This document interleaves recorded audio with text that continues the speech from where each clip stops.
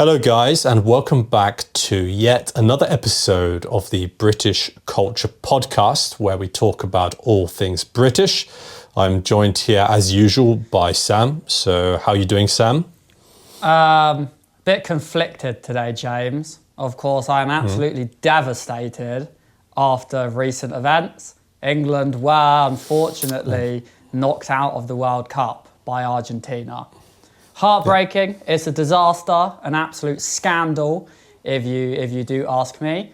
But we beat the French. How amazing. We beat the French. Yes, I'm happy with going out of the World Cup because we beat the French, and that's all that really matters at the end of the day. Yeah, they may have beat us in 1066, but last night we got our revenge. Before I move on to the topic of today's podcast, I just want to let you know that on EnglishSponge.com we have lots of extra episodes of the British Culture Podcast, many that you may not have seen if you only watch here on YouTube. So go and check out the extra episodes on the website. Oh my God! The topic he actually remembered. I know. I'm shocked. I honestly can't believe it. My brain must be working well today because I actually remembered to do a promo. The topic for today's podcast is going to be British supermarkets, okay? This is one of those kind of mundane topics where you may think like, why do you need to discuss supermarkets? But I have found that actually, I expect that we will actually have a lot to talk about when it comes to supermarkets in the UK. And what we're going to do is we're just going to go through each of the main supermarkets in the UK, and we're just going to talk about how we feel about each of these supermarkets, okay? I would say the first supermarket that comes to mind with British supermarket has to be Tesco's. Okay, to me, like Tesco's is like the classic. It's like the original supermarket in the UK. But Sam, I want to know, like, do you go to Tesco's when you're in the UK? How do you feel about Tesco's? Is it your favorite supermarket? It's definitely not my favorite, but it's a solid choice, right? I don't think you're ever really going to go wrong with Tesco's. Now, there are two important things for us to discuss with Tesco's. The first is the Tesco Club Card. Now, Tesco runs a club card system where most of their prices are pretty outrageously expensive, or they tend to be, maybe not outrageously expensive, but they definitely tend to be on the sort of upper end of things. However, if you sign up to a Tesco Club Card, you can enjoy reduced prices, which in reality are just normal prices. Yeah. So essentially, what Tesco have sorted out, what they've figured out, is a way to collect all of your personal shopping data in exchange for Club Card points that you can spend in the store.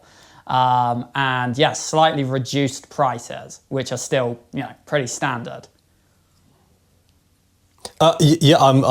I'm glad we agree about the Tesco's Club Card, because that is essentially, it's actually, it achieves two things, right, for Tesco's. For Tesco's, the Club Card kind of kills two birds with one stone, right? Like, it achieves two things at once. It kills two birds with one stone. Yes, when you use the Club Card, Tesco gets all of the data on all the customers that use Tesco's, but also the discounts that you get are not even that high, and it also means that you are more likely to go back to Tesco's, because in the minds of a lot of the customers who go to Tesco's, they think, I'm getting a big discount here with my Club Card on all this food that I'm buying. And so a lot of people out there actually think that they're getting a big discount. But as you said, Sam, it's literally the original price had been inflated so much that then the discounted price is like just the regular price. Personally, I feel kind of outraged about the Tesco's Club Card. Do you have the same level of emotion that I do towards it? No, because unfortunately I am a Tesco Club Card member. I do in fact hold a Tesco Club Card, because the situation is Where I lived in the UK, there was a Tesco garage right next to it. So that is where I would fill up my car with petrol. And because I used my Tesco Club card when filling up my car, I would get quite a lot of points. So every like 3 months, I would get to fill up my tank for free. Now, if I didn't have a club card, I would say it's a bit outrageous. But once you're in the club, you've got to protect it, right? Once you're getting those discounts, once you're getting those discounts, once you're collecting those loyalty points, I'm a supporter. Big up Tesco's. Okay, yeah. I mean, I think it's outrageous that they do this and that everybody, like for me, it's very frustrating because the only shop we have in this village is a Tesco's Express. The Tesco's Express is like a small... That's right. Like everything costs so much. There is we'll move on to the other supermarkets later, but the Tesco's Express is a small version of Tesco's, right? Like a little Tesco's. And yes, I have a club card. It's not because I want to be a loyal Tesco's member. Yeah. It's because I have no choice. It. Yeah. Okay. And that does lead us into the second thing that must be discussed about Tesco's. And the people listening are going to be a bit confused, but you know it, James. I know it. The Tesco meal deal. Yeah. I nearly forgot, actually. So if you ever come to the UK and you want a cheap lunch, right, the place to go is the Tesco's meal deal. Historically, the Tesco's meal deal was £3. It has since been raised to £3.80, which for many Brits is an absolute outrage. Oh, I didn't know that. Yeah, it's not £3 anymore. It was £3.50 last time I was in the UK. So it's gone up again. Yeah, I'm pretty sure Inflation. It's either £3.60 or £3.80. It's a round number. It's not 50. So the Tesco's meal deal, you get a sandwich, a snack and a drink, all for about £3.60 or 80. It used to be £3. It's now a bit higher, but it is a good deal, I would say. Now, I want to say, the people listening, you guys are probably a bit confused as to why we're talking about this. Lots of places do little deals like this. Why is this so exceptional? Well, this is a really important part of British culture for whatever reason. The Tesco meal deal has become a fundamental part of being British. It is a bit naff, it's a bit meh, like a bit average. It's not the best value for money anymore, but it's not actually about the meal deal. It's about judging other people's meal deals, right? There is a whole conversation that happens in the UK where we discuss the meal deal you get at Tesco's, and then you judge people and you tell them why they are wrong. For example, James, what is your Tesco meal deal? I don't really have a go-to meal deal, to be honest. I suppose I would probably buy a wrap rather than like a sandwich, probably. Ooh, but as for the drink. As for the drink and the snack, I'm not really bothered. The truth is I don't even want the snack, but it's part of it actually makes it cheaper to include the snack. So, but yeah, I would usually buy a wrap instead of a sandwich. You see some really outrageous Tesco meal deals. I remember one went around on Twitter not long ago. This is one of the ones that always go around, and they got a plain ham sandwich, ready salted crisps and a bottle of water. And it was you do realise you're allowed things with flavour. I also saw someone once get a tuna and sweet... Oh, this one was horrible. I almost threw up when I saw this. It was a tuna and sweet corn sandwich. The side, or the snack, as James called it, was a Scotch egg. And they washed it all down. They washed it all down with a white Monster Energy. Sam, I wasn't really sure what you were talking about when you were saying you judge people's Tesco's meal deal, but immediately I now absolutely understand exactly what you mean. And whoever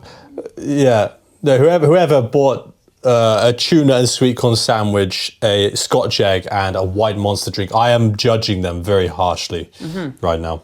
I'm pretty sure there is an entire subreddit on Reddit dedicated to judging people's meal deals. It's great. It's amazing.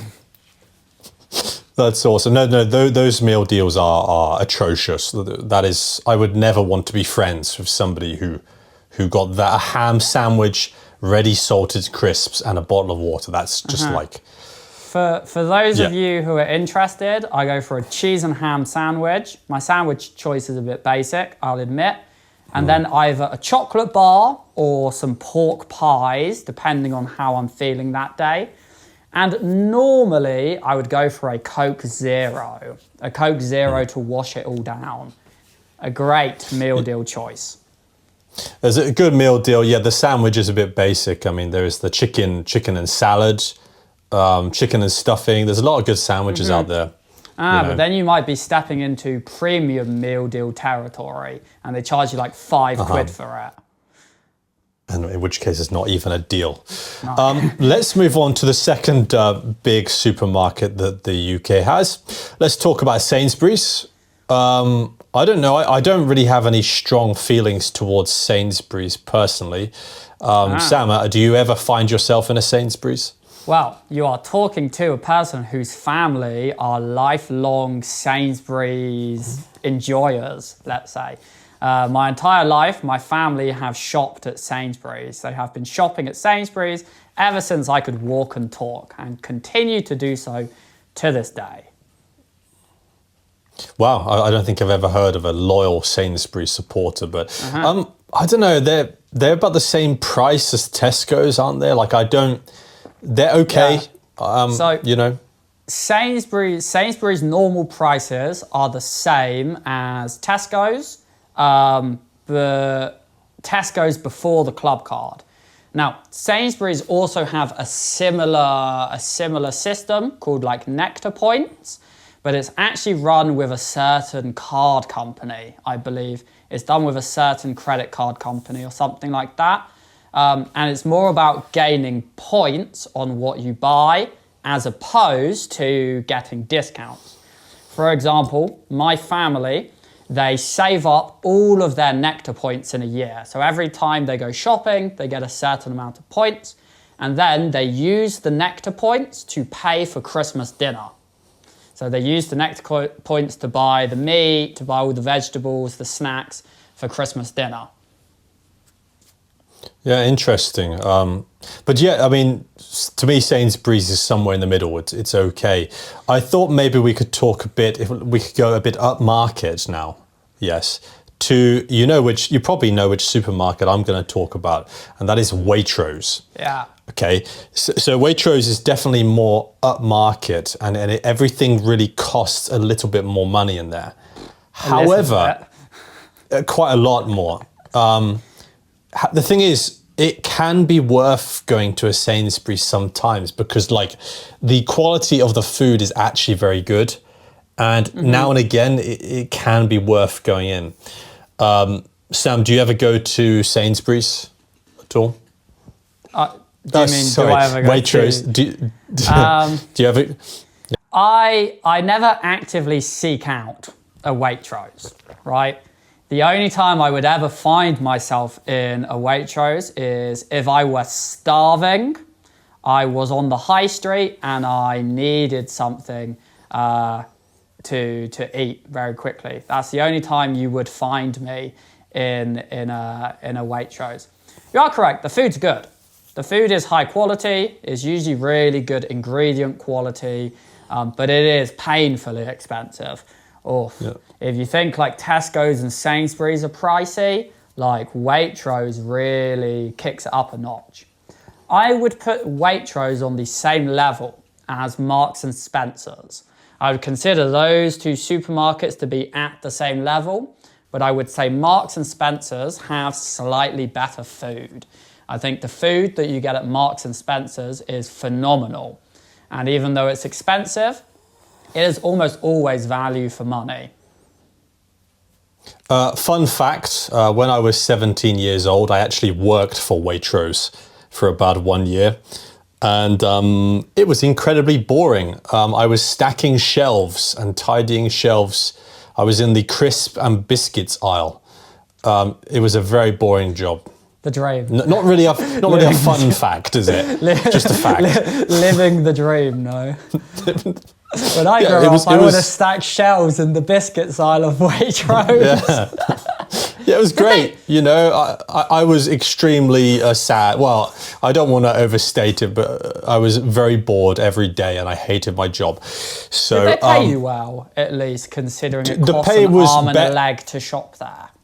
Yeah, the pay was better than they paid at other supermarkets at the time. I mean, it still was not particularly high, but it was better than like working at Tesco's at the time. I guess you are the elite at that point, so it is to be expected. That's right. I was definitely the elite working, stacking shelves in Waitrose. So that's the more upmarket I guess there's Marks and Spencer as well, like you said. Why don't we go down to the more budget-friendly supermarkets? And those two, they're kind of interchangeable, right? Like Lidl and Aldi, to me, they're kind of interchangeable because they're like almost the same, right? I'm a big fan of Lidl. You will find me in the Lidl supermarket a lot, okay? That's where I go, that's my place. Because it has the cheapest prices. Some of the fresh foods, like the fresh fruit and vegetable, are just not, they don't last very long. They seem to go off really quickly. Like some of the vegetables, just especially the fruit, just goes off really fast. But in terms of the prices, is really good and it's definitely worth going. Do you go to Lidl or Aldi very much? When I was at university, I went to Aldi for a while until I gave up with it. The thing is, the prices were really good and they were really competitive. But like you said, the food quality really wasn't great. The food would go off pretty quickly. And I just had bad experiences when I went there. I would see people spit on the floor. The people who worked there were always really rude. Something that is a big part of sort of British supermarkets is the speed of the cashiers at Aldi. I don't know how they train these people, but I've never seen somebody scan food so quickly, right? You can arrive there with 20, 30 items, and within 12 seconds, they're all scanned, and they're like, how would you like to pay? How? What? Yeah, maybe it's policy at Lidl to supply all of their workers with crack cocaine before each of their shifts. But I remember they would then get angry at you when you took more than 30 seconds to put all of the food in the bags afterwards. They were like, can you hurry up, please? We're like, sorry, I don't have your talent for this, but it's going to take me a little while. It's a good, I was going to say it's a good point that they usually finish a lot faster than I'm finished putting my things into the bags. They're done quickly. Yeah, absolutely. Now, there is something interesting to speak about here, and that is this is not about Aldi so much, but it is about Lidl. The middle section of a Lidl supermarket, I would describe it as like Narnia, or like a completely different world, because you have this budget supermarket where you can get lots of food items, your daily household items for cheap, normally the off-brand version of things.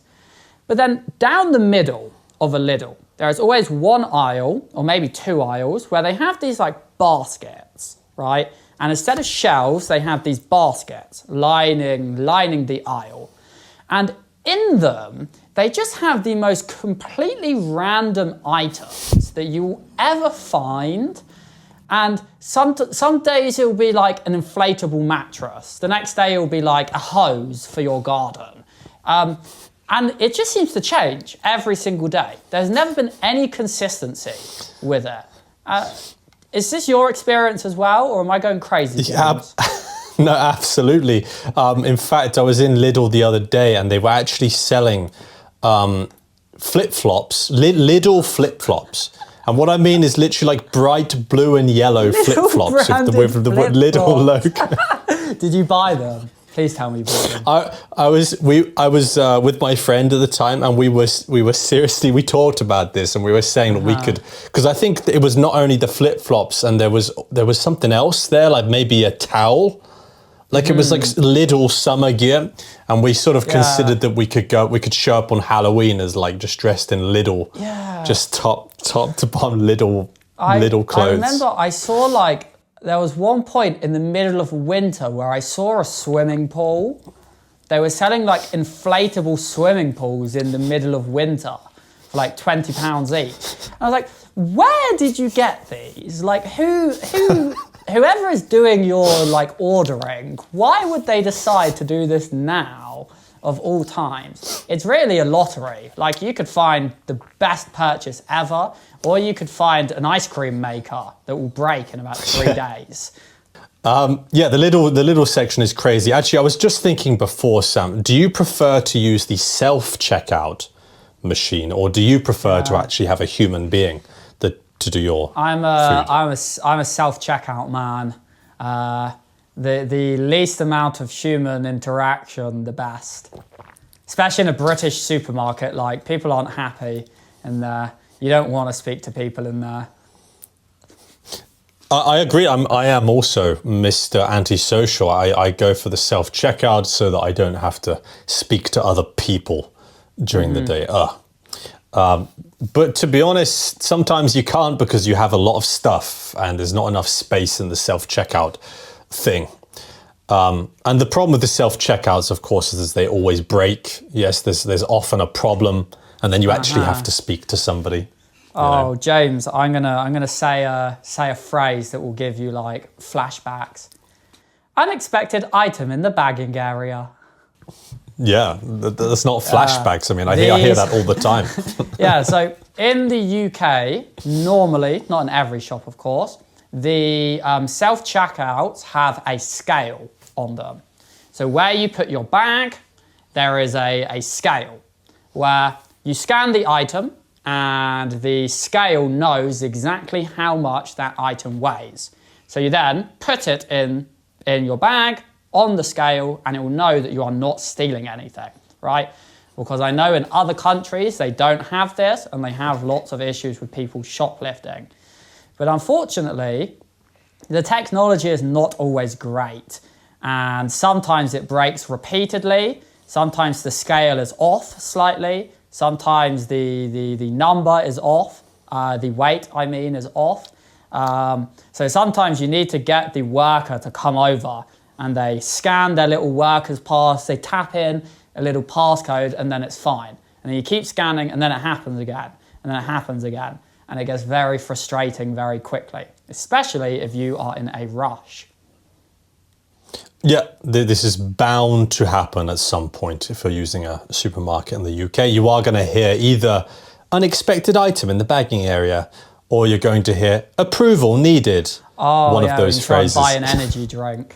Because in supermarket, well, in general in the UK, you need to be over the age of 16 to buy an energy drink, to buy something with a high quantity of caffeine in it. So if you try to buy one through a self-checkout, they will require a team member, a staff member to come over to look at you and to put their passcode in. It's always very embarrassing at like 24 years old, 25 years old. You try and buy an energy drink. They come over and they say, "Can I see your ID, please?" And like, "Mate, I am 25, not 16. Like, are you sure?" Yeah, well, I mean, everybody, of course, even if you're 80 years old, you will still need to show your ID. Well, you wouldn't have to show your ID to the person. The law is challenge 25. So if you look under the age of 25, you have to show ID. Which for alcohol, I get it, right? But I'm buying a Red Bull. I think I'm going to be okay, you know? Yeah, it's true. I thought maybe for the last bit of the podcast, what we could do is we could rank like our favorite supermarkets, like from top to bottom, from like best to worst, right? Mm-hmm. And I think, there are other supermarkets like Morrison's and Asda. I don't know if I've missed any. If I was going to do my ranking, I suppose To be honest, at the bottom of my list is going Tesco's, simply because of the Tesco's club card. I just hate that thing. So Tesco's is going at the bottom. Then I think I will put Morrison's because nobody goes there. Who cares about Morrison's? But you're missing something here, James. Morrison's is a northern supermarket. There are a lot of Morrison's up north, and it's very popular up there. Morrison's is quality, by the way. Morrison's is a fantastic supermarket. I actually didn't know that. That's interesting. You don't see them too much down the south. Yeah, there are a few, but they're not few and far between down south. Yeah. Very, very rarely do you come across a Morrison's. Well, anyway, I've never really been to it, so it's going to be Tesco's at the bottom. Then you've got Morrison's and Asda. Asda's going low down because it's a branch of Walmart in the US, and we don't like Walmart, do we? Sainsbury's can go next because it's all right, and then I'll put Waitrose there because even though it is expensive, it is good. And the top two have to be Lidl and Aldi because they're just so cheap and awesome. So that's my British supermarket ranking. Okay, let's hear yours. Oh, this is a tough one. I have never considered this before, but I'm going to stick Waitrose bottom. I know it's controversial, but shopping at Waitrose is a little bit of social posturing in the UK. If you shop at Waitrose regularly, you're trying to tell everyone how rich and how upper class you are. Yeah. So I'm going to put it bottom. True. After Waitrose, I will go Aldi, and then Tesco, and then Lidl, and then Marks and Spencer's. I'll put Asda down close to the bottom as well. But after Marks and Spencer's, we have Morrison's, and finally, got to show loyalty to the family, Sainsbury's, top of the list. Yeah, interesting choice putting Waitrose at the bottom, but yes, definitely people like to show off, saying, look, I shop at Waitrose, aren't I rich? So that is the end of our podcast about British supermarkets. Sam, do you have anything else to say before we wrap up today? Check out the English Sponge website, please. Yeah, I second that. Go to the English Sponge website. We have lots of extra British culture podcast episodes that you may not have seen. Guys, thank you for watching this episode about British supermarkets, and I will see you in the next one. Bye, guys.